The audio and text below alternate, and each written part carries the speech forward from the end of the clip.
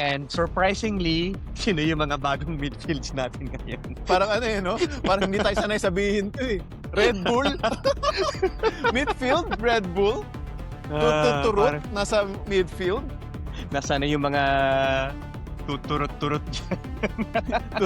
Ang tuturut army, medyo tahimik ha.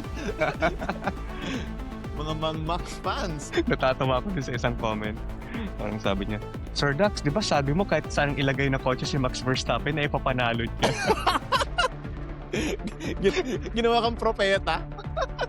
Pinangako mo, mananalo si Max eh. Inanapan.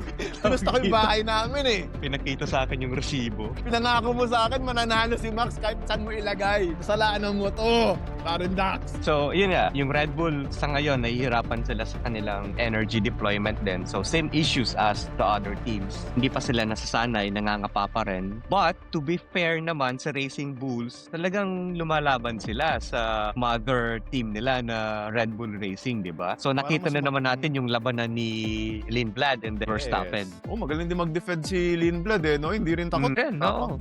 Wala akong pakialam kung si Verstappen ka. I'll do my own race, di ba? Totoo. Usually, nakaka-intimidate yan. Pag makita mo nga daw sa rearview mirror mo si Max. Pero Lindblad, no? Walang katakot-takot yung batang yun. Galing, galing. Good pick. Di ba? Ground effect era, pag nakita mo yung bulong Red Bull na nasa likod mo, tumabi ka na lang. Tumabi ka na lang. Parang blue flag na rin yun eh. Pero sa ngayon, nakita natin yung struggle ni Max. Kahit na, yun nga, sa Australia, from P20, naka P6 siya. Pero I don't think ito yung results na ideal sa isang Max Verstappen. Hirap na hirap ang Red Bull sa starting sequence, sa launch. Super iwan si Max. Sprint and then sa race. Munti ka na naman siya na bandang huli before turn 1. Mm-hmm. Kasabayan niya sina Checo, Cadillac, bago mag-turn 1. Oy, teammate!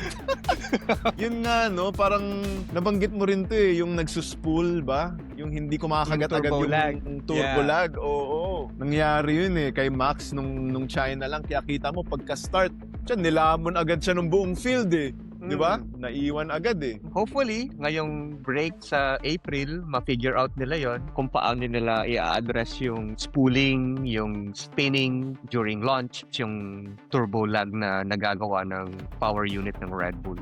Siyempre, yung mga Max fans dyan, kilala nyo naman si Max. Hindi naman talaga susuko yan. Lalaban at lalaban yan, kahit anong klaseng kotse pa yan. Kahit sabihin mong marami siyang nirereklamo, nahihirapan siya sa kotse niya, alam natin na hindi niya gagawing excuse yun.